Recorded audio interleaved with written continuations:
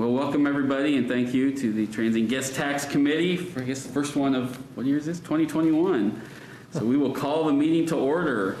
Number one is we need to elect a committee chair. I would like to nominate Spencer Duncan. Second. All right, well, that was easy. I'm going to take a vote. All right, so moved and seconded. All those in favor say aye. Aye. Aye. Anyone opposed? Now's your chance. All right, well, thank you very much. I will do my best in year number 2 to keep the torch going. Just real quick, there's 4 items on our agenda. None of them are too lengthy, and most of them are informational. As you'll see, part of it is just to give us a landscape of where things are at across the city with the transient guest tax collections and tourism and all that exciting stuff. And part of it is to lay some groundwork for what I'm pretty sure will be discussions at the council level, and maybe it's other meetings here that we're going to have later in the year when it comes to budgets and other things. So I thought I'd get some of that stuff out of the way this meeting so we don't get bogged down in it in other meetings, to give you the roadmap today. So with that, Sean Dixon with Visit Topeka is here. I asked him to come in and just give us that update on the landscape of Topeka and TGT dollars and tourism, and tell us how things are out there. Sure. Well, thanks for having me. Congratulations on chair. So we have officially reached 1 year into the sort of pandemic-related declines in the Topeka's travel industry. We first saw measurable losses in March 10th of last year. So we're a full year in at this point, and at that time, we really rock bottom back in April of last year. The first big event that was canceled as a result of the pandemic was the Kansas USA Wrestling Tournament, which just this past weekend was held in Mulvane. So for 2 years in a row, that event has bookended this pretty devastating period for us this year. As you guys know, TGT collections took quite a hit this year. Overall collections were down nearly 33% compared to 2019. That's a decline of more than $845,000 in transient guest tax collections alone, and that does not take into account the loss in sales tax revenue and TBID collections from those room stays. Overall, our hotels captured just over $30 million in room sales last year. That's a loss of more than $14 million compared to 2019. Now, something I like to track outside of hotel statistics are job gains and losses. The Bureau of Labor Statistics reports leisure and hospitality jobs for the Topeka Metro. In 2019, Topeka had a monthly average of 8.8 thousand tourism-related jobs. Last year, that was down to 7.4 thousand on a monthly average. That is the lowest on record, going back until at least 1990 that I could pull for this community. Outside of our hotels, area attractions had a terrible year. Year-end attendance reporting from us shows a reduction of more than 300,000 visits to area attractions last year. It's nearly 50% when compared to 2019. And we only did that well because Zoo Lights was spectacular this year. As a new event, I want to applaud the zoo and all the work they did. That was 60,000 visitors to that alone, and some really great outside-the-box thinking that I think we're hoping to see more of in the near future. Faring far worse than our attractions are area theaters. TPAC delayed winter performances until the first quarter, so right about here we started seeing some of those delayed performances happen. But the Jayhawk and the Topeka Civic Theater had no performances since at least September of last year. All in all, the pandemic has been devastating for us and our partners, but things have quickly changed, and we have reason to be optimistic for the first time in a long time. COVID cases alone continue to decline and vaccinations increase. We're seeing our industry partners get a steady increase in consumer confidence and intent to travel this year, especially amongst families and road travel. Just last week, our sales staff closed 2 groups who've committed to Topeka the next couple years, and many others who didn't have a chance to meet last year have rescheduled their events for later this summer and into the fall. In fact, it's getting kind of crowded in a lot of ways, which is great to hear. One of those meetings that rescheduled from last year was the African American Travel Conference. We've rebooked them for 2022, so we'll have them in April of next year. Only a year away for 2022, but it's continuing rapidly to get here. Our visitor services staff is working towards reopening our visitor information center over here on Kansas Avenue. As downtown begins to open up and the plaza begins to start hosting events, we look forward to welcoming visitors in for visitor information and for other things. But we've been closed on that since at least November. We tried to reopen it, and then cases got bad again, and we closed it again. Our marketing teams have been hard at work creating our 2021 advertising campaign. Will be a reduced campaign this year for budgetary reasons. We're operating on about 70% of the revenue that we would have. But they're also working, we just went to print this week on our visitor's guide, which has a great overview of the things that are available in the city, but also some things to consider for COVID in there as well, what may be open, what may not be. We're starting to see events and activity. I mentioned Evergy. They're starting to plan their summer series for concerts on Wednesdays and other things. So excitement to see there. I think that optimism is something I haven't seen yet since I moved here in July, so it's really nice to see. And we as an organization are working with NODO, Downtown Topeka, and other area attractions on cooperative marketing efforts to stretch all of our dollars this year to be a little bit more efficient in how we bring visitors to the community. So finally, I'll just say, we're advocating for the reopening of attractions, which even though health officers have allowed for bigger groups and bigger gatherings, we still have things that are still closed, like Brown versus Board of Education historic site, which is a federal decision, but we're hoping to see those come open here in the near future and start welcoming visitors back to those attractions. Finally, just to close, I'll just kind of go back to Kansas Kids Wrestling. I started by saying that was the first big event. We lost that again this year. That's a really important event to us. So we'll be working here in the next couple weeks to secure that relationship and really strengthen it. I can remember being a student athlete, training for a year for a competition, and the idea of training for a whole year for something only to have it pulled away from you or to move, understandably, it would be devastating, I think. So we've got a lot of support there, but that's something we're really going to be working hard on to secure that for future years. We do have 2 more years with them at this point, but we're going to get more. So with that, I'll stand for questions and comments. Yes, ma'am. Yep. Thank you, Mr. Chair. Did we lose the wrestling due to COVID? Yes. Not due to anything else, just due to COVID, correct? Absolutely. So this year in particular was an interesting situation. The Stormont Vale Event Center was offline due to vaccine distribution. And at the time, they needed to make a decision. The cases were much worse. We were spiking at 200 cases a day in January when we were having that discussion. So I think if we could have added a month to that decision timeline, I think we could have pulled something off. But unfortunately, it's just where we were at the time. And then also, you said that your office hasn't been open, and I totally understand that. Yeah. But is there a way that people can call and receive information if they want to come to Topeka? Absolutely. Our phone lines have remained open. So you're just not there physically? Yeah. Mm-hmm. So our website has been taking visitor inquiries this whole time. We've been operating the phones this entire time. In fact, we end up being a catch-all for a lot of city questions. So, we direct people around, but that has not waned. We've had constant attention on those phones the whole time. Thank you, and welcome to Topeka. Thank you, Mr. Chair. Thank you. Councilman Lesser, do you have any questions? I had a couple. Do not. Heartland Stampede, is it still planning to happen as far as we know? They are still planning as if they're going forward. We also have the Thunder Over the Heartland Air Show that's supposed to coincide with that event at Forbes Field. So as we continue to reopen and we see those capacities increase, which right now are at 1,000 for outdoor gatherings, by the time the end of June rolls around, I think we're confident we're going to see something going on out there. But it's evolved so rapidly, I've stopped trying to predict at this point. Yeah, it's a little hard. Well, thank you very much. Yeah. Make sure there's no other questions. Is that it?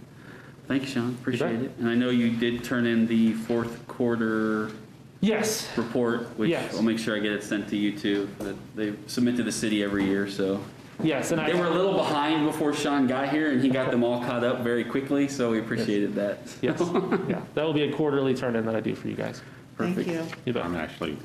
I'll send it to the whole GD. Okay.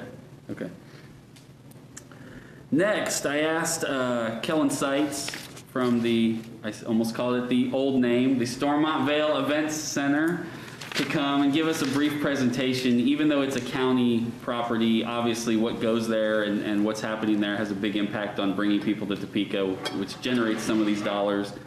So I wanted him to give an update on, sort of asked him on where they are in the renovations, but also how things are going, and just talk about what's happening over there a little bit. And so here he is. I believe he's online there.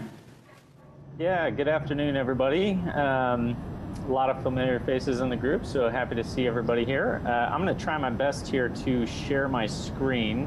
I've prepared a small presentation here to see if this will work. So 1 second.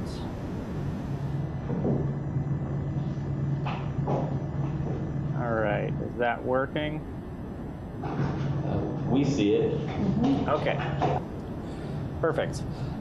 So what I wanted to talk about today was just some renovation progress, some updates that are happening to our facility.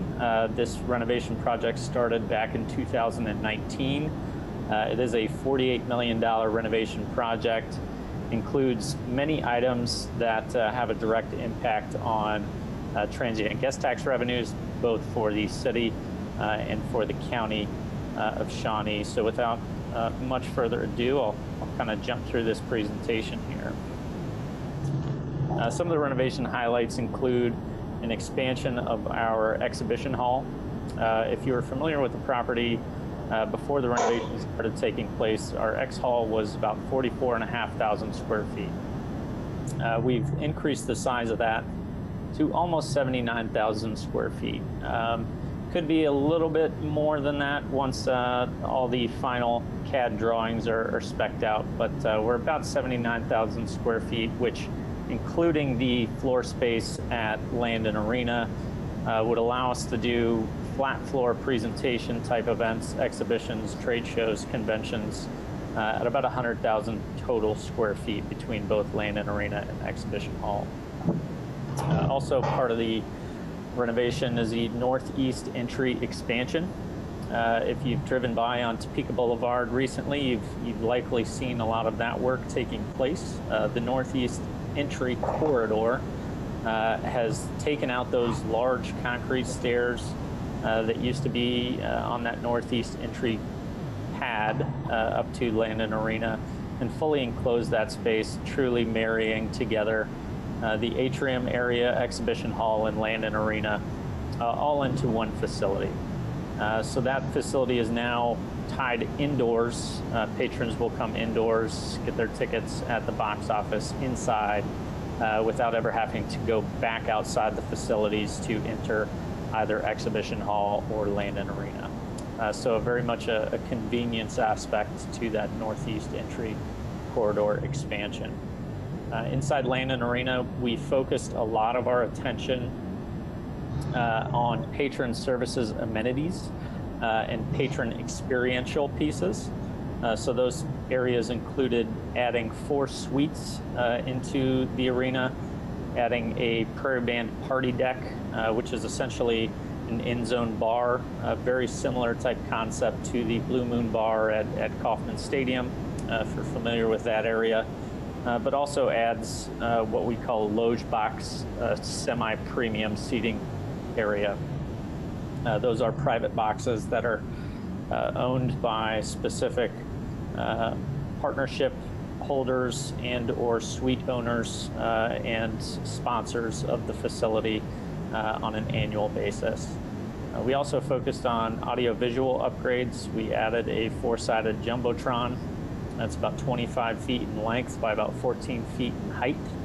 We also added 2 ribbon boards all along the north and south side of Landon Arena, as well as converting to all new seating products throughout the arena as well.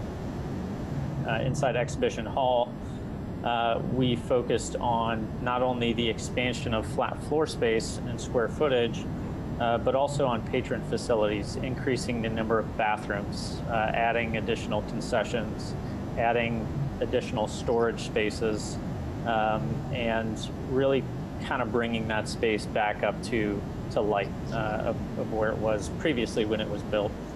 We, in both Landon Arena and Exhibition Hall, we added a full LED RGB lighting product. It's a product from Ephesus Sports Lighting.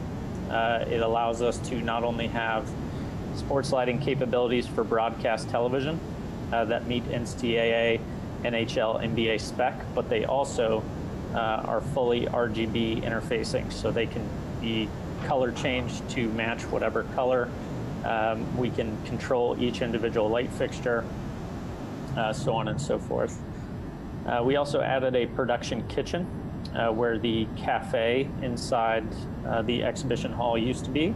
That is now a full production kitchen to service the catering needs of any catered event that we could produce inside exhibition hall, but also the catering needs for all of our premium seat amenities that are added into Landon Arena. So all of our suites and in-zone bar, loge box seating areas.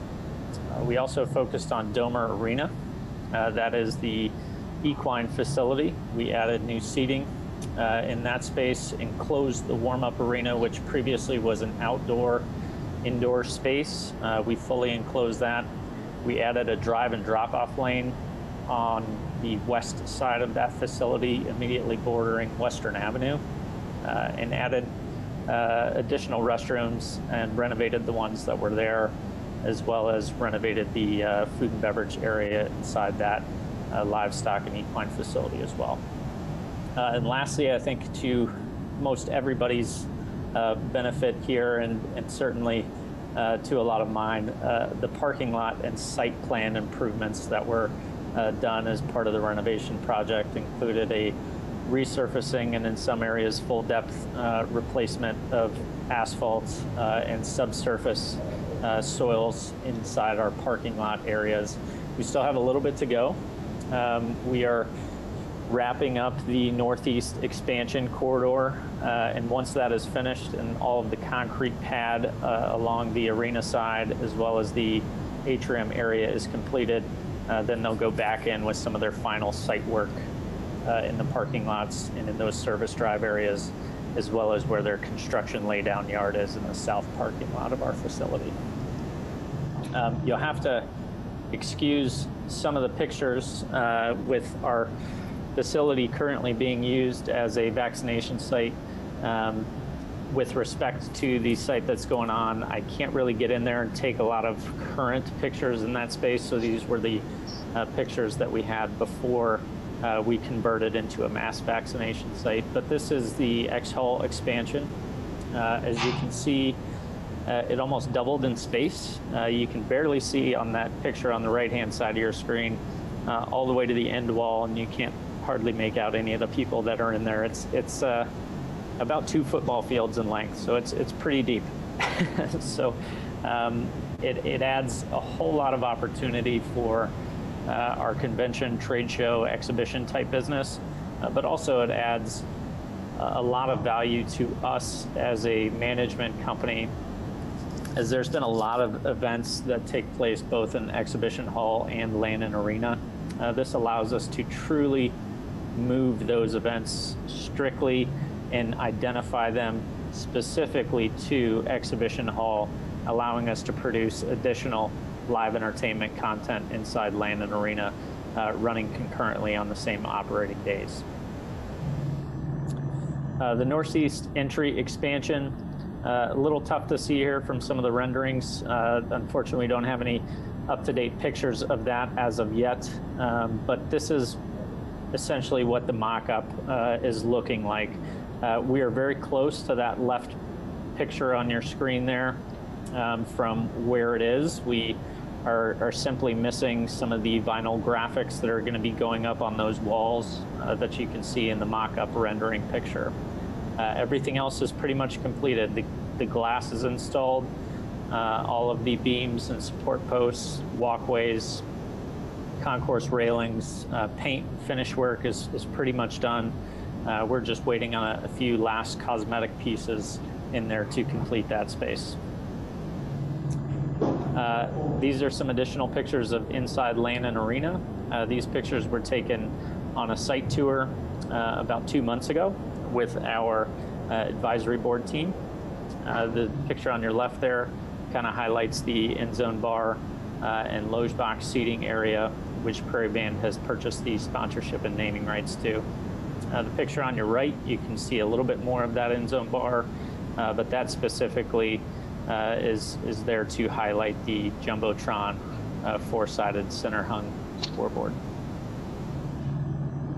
Here's some additional pictures, again, of the Prairie Band in-zone bar and loge box seating areas, but also the center-hung fully going, even though the picture doesn't really do it justice, as well as the audio-visual side of things with the LED RGB interfaced lighting fixtures and the sound system that has been fully upgraded in that space as well.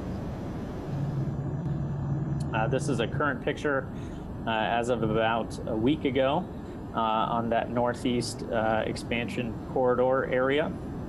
They are getting ready to finish out that upper right-hand side of the skin work on the exterior side of the building there.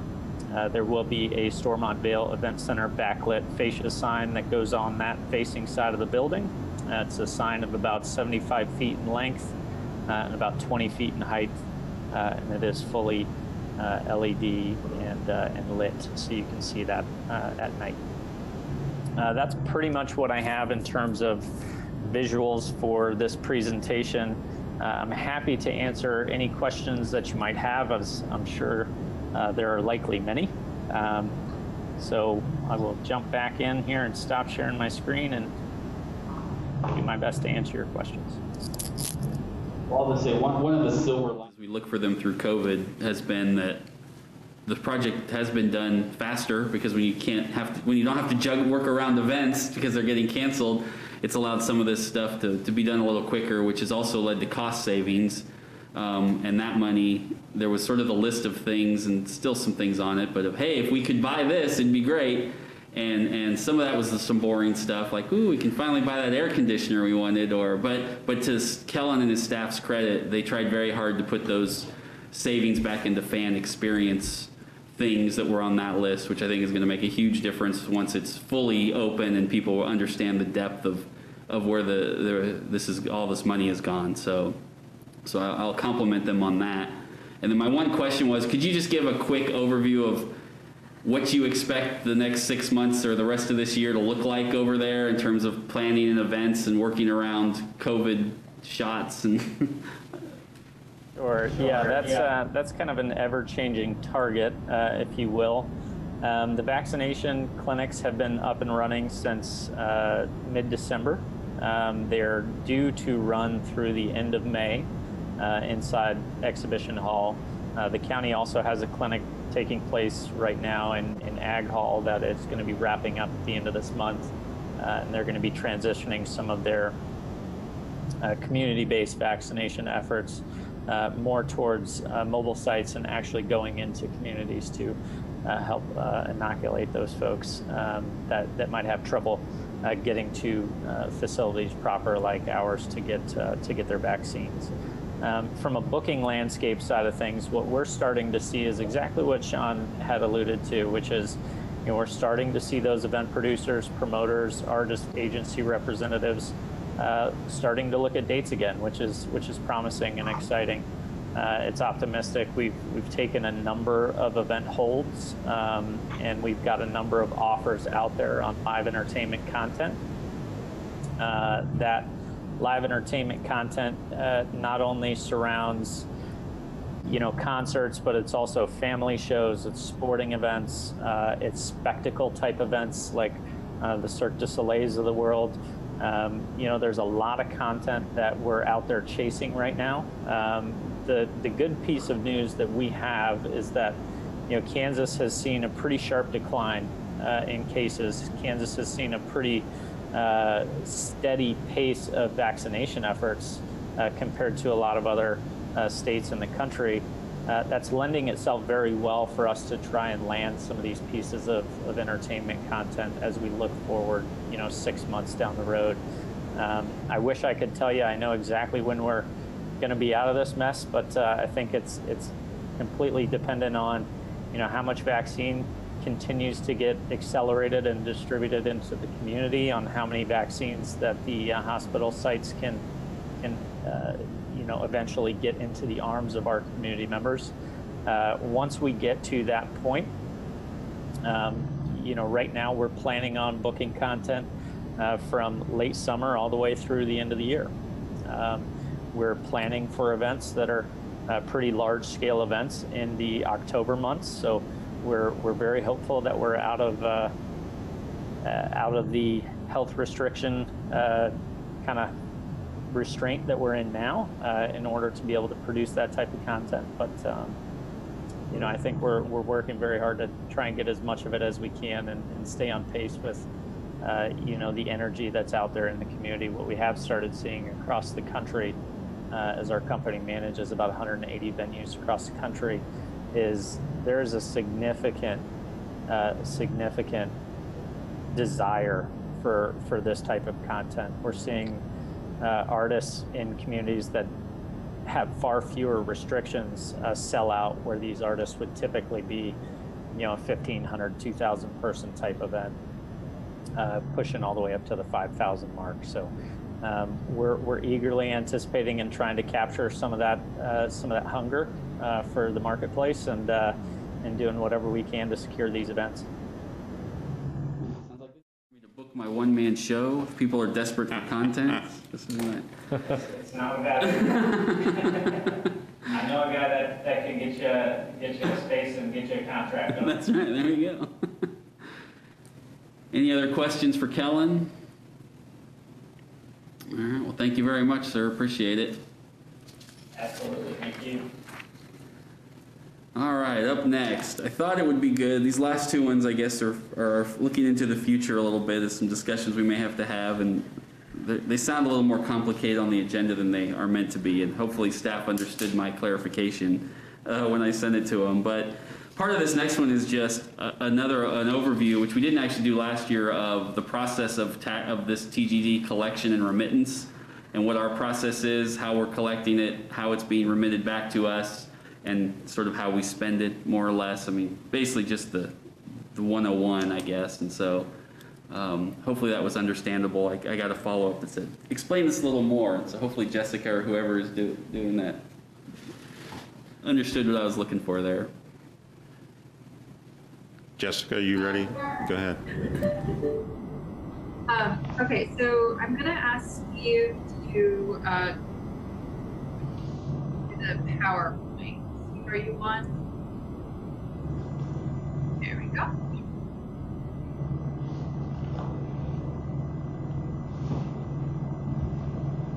Okay, so we're going to go through the process of what the TGT tax is, and then kind of we're going to try to get into the different pieces of it. So if at any time there's questions, please jump in. This is probably more helpful in this interaction. Okay, so next slide. So the transient guest tax is levied by the city upon the gross rental receipts derived from or paid by transient guests. And you can look at the city's PMC for their information on that definition. So currently, what the rate that's being charged is 7%, and that goes through 12/31/2027. And then, without further council approval or adjustment, it would go down to 6% from January 1/2028 through 12/31/2032. And then, without further adjustment by City Council, it would go down to 5% from January 1/2033 forward. But right now, it's 7%. So how the process works is that the individual hotel or motel establishment would collect whatever tax they're supposed to collect. I'm not sure if there's a lot of feedback for other people online, but it feels like there's a lot. So if you can't hear me, let me know. Probably won't be able to do a lot. So the individual hotel would collect that tax based on whatever charge that rate that they're charging. And so that could go along with if they're in community improvement district, if there was any other sort of tax that would also be part of that transaction. The city doesn't control that. So then the individual establishment would then pay a full amount that they are required to pay. And then the state remits to the city 4 times a year. So we receive it in late January, April, July, and October. And that typically is for the prior, I believe, 3 months. Although we do get stragglers in the distribution as well. So once the city receives that distribution from the state, the accounting team will go through and confirm that everything matches. And then we will allocate it based on the previously approved distribution formula that the city council has officially approved by charter or ordinance or resolution. Any questions on the collection process? Okay. So this is just showing you of the full 7% that we currently charge. 5% is the TGT, what we call base, and that's that portion that would continue on. 1% is for sunflower soccer, and then another 1% is what we're calling special projects, but those fund the approved organizations that Mary's on, and I don't remember the year, maybe 2016, that the city council accepted applications for the money and then went through and then approved those 4 different agencies. Next slide, please. So what does the typical agency use it for? I believe this is for the base portion. So the whole goal of this tax is to be able to reinvest into the different types of events that would bring people from outside of the community into the city and then utilize our resources, but then also, go to places, food, drink, other attractions. So really igniting some of the economic development within the city. So in particular, it can be used to support conventions, tourism, the different facilities, defray costs associated with particular events. And it's just really meant to just go back into the community to encourage additional events. So each year, the TGT committee and then ultimately the city council as the body will review and approve and adopt a budget. So in 2021, the adopted budget for Visit Topeka was 1.7 million. Visit Topeka bid fund was the 221,000, and then Topeka Zoo is the same amount. This was the adopted budget, so we can't control what is actually collected, and that will speak to a lot of what Mr. Dixon was talking about in terms of what type of safety measures, if we get people vaccinated, and if we just open facilities in a safe manner and people are encouraged to come into the city and participate. Okay, keep going.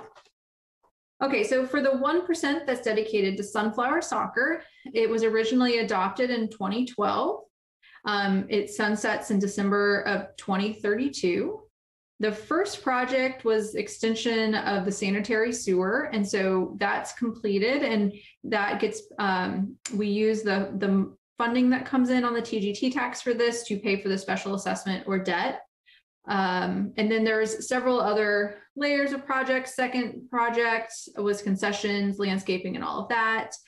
The first project was paid in cash. The second project was bonded in the fall of 2015. And then in 2019, there was another agreement that approved an additional $560,000 for field and other upgrades at the facility. In 2021, the adopted budget was $450,000.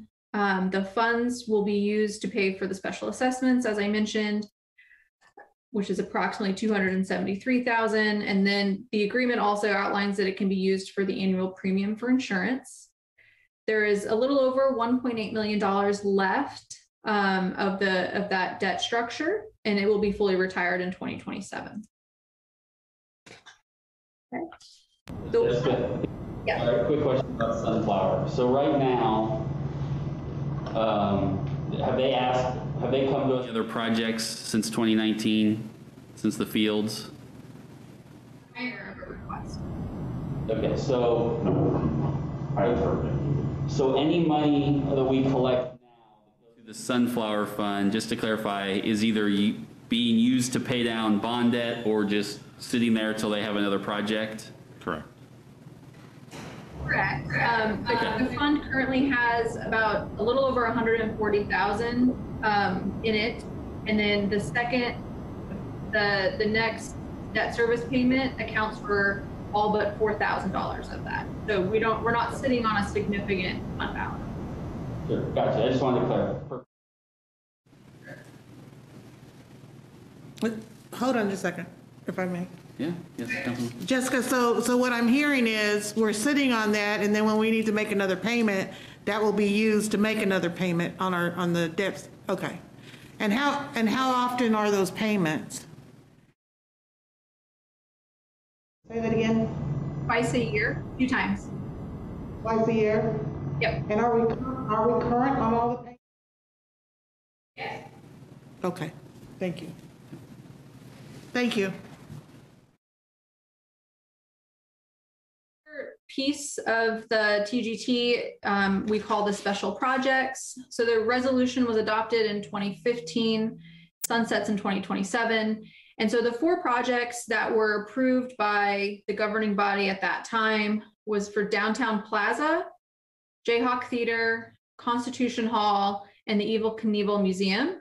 And the dollar amounts next to them, I believe, Steve, is that the full project amount or is that the annual? That's a full project amount. Full project. Okay. So then moving on to the next slide, the 21 adopted budget was 432,000. The reporting requirements for these projects, they submit a quarterly report to us, and it's really just a report going over what they've done in the last quarter, and then we pay out the portion.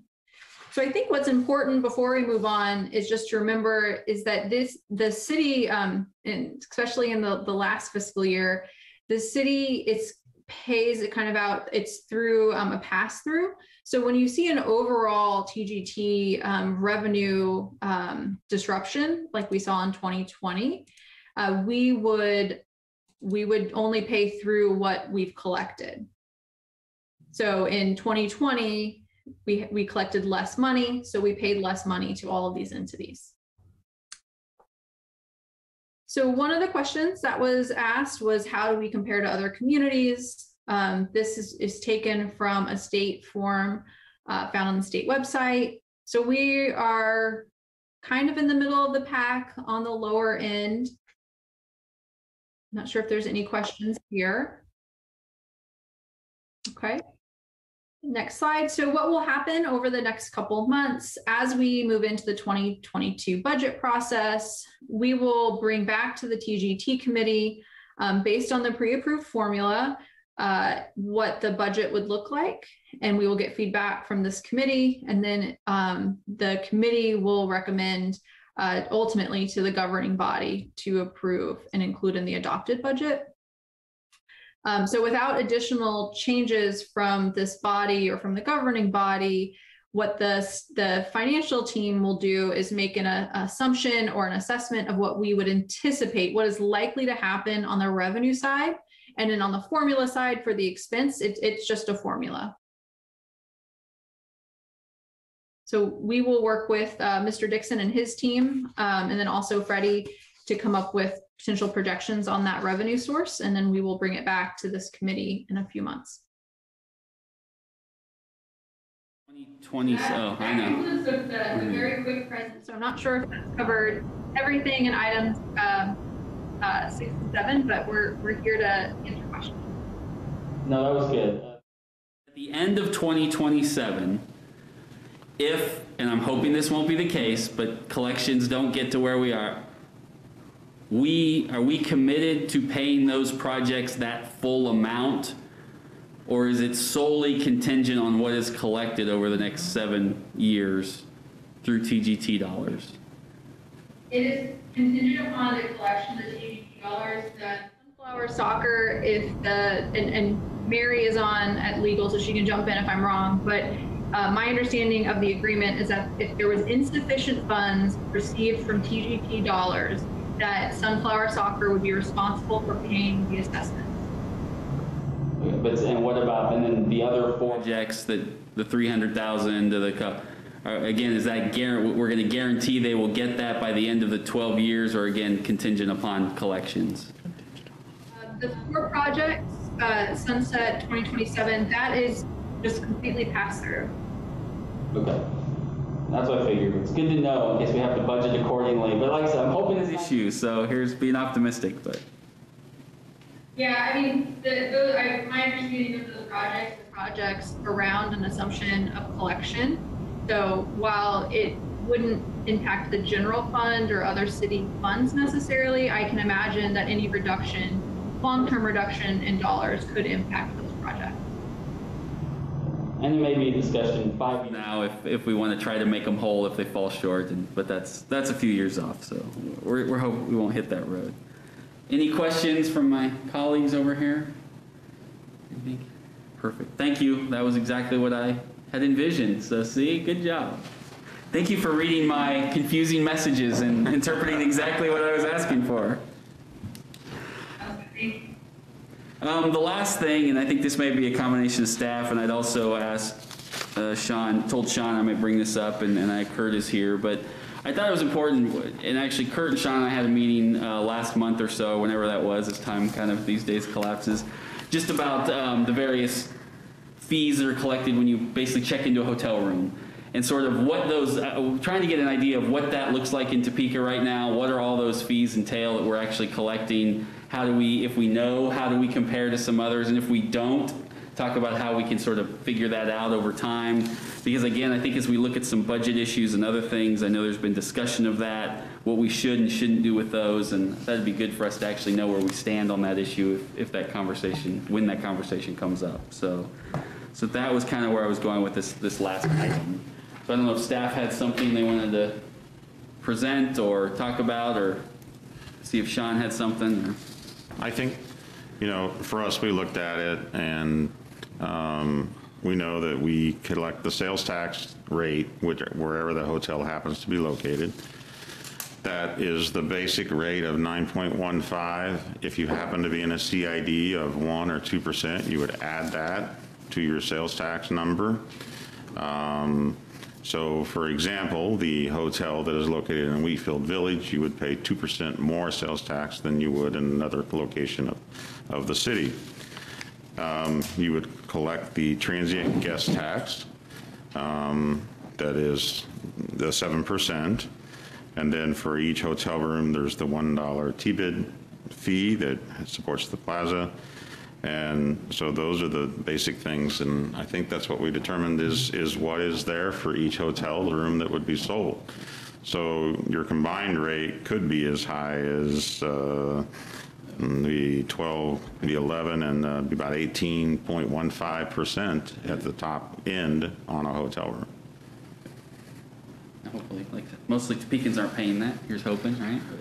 Right. And of course, we can't do anything about the 6.5% that comes from the state. So right. You got to include that in that 18%. So do we have any idea of where that puts us in any sort of regional or?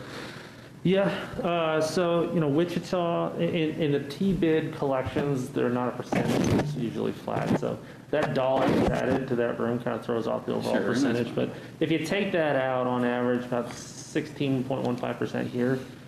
With the sales tax and the 7% that we described. Wichita is about 16.25, Overland Park's 18, Kansas City, Kansas is 17.13. So we're up there. We're not the highest, but there's not a lot of room to go. Well, if you're not in the CID, you were actually either at that average or below. Exactly. Right. Yeah.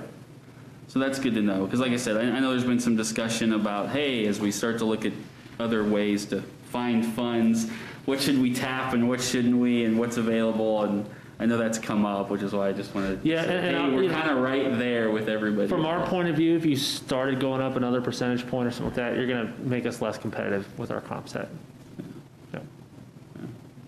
Okay, well, that one was simple. Does anyone have any questions in regards to that? Like I said, that may come back around to us, so I wanted to give us a reference point for later. Can I ask a question? Yeah, absolutely. How long has it been like that? Has it been like that for a while? Do you know? At the current height that it's at? Yeah. For historics, and I'll rely on you, but the additional percentage points were added on within the last decade. So for a long time before that, it was just the 5% on the transient Right. guest tax. I've not been here long enough to understand the full I'm sales thinking tax. 7%. So, I mean, but I've been on the council for a while and I haven't been, with TGT, so I don't know where I got 7%, so.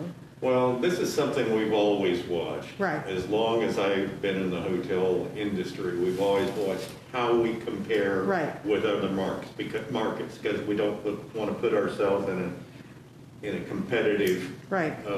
bad competitive situation. So, frankly, when we did the T-bid several years ago, we took a good hard look at where we stood at that point in time to make sure that we weren't putting ourselves out there in a zone that we didn't want to be in. So it's something, this has always pretty much been where we've been. The transit guest tax has been, well, when I built my hotel in 2005, I think it was 6%. It went up to 7% after we built, and that was generated by the hotel industry. Right. We asked for that.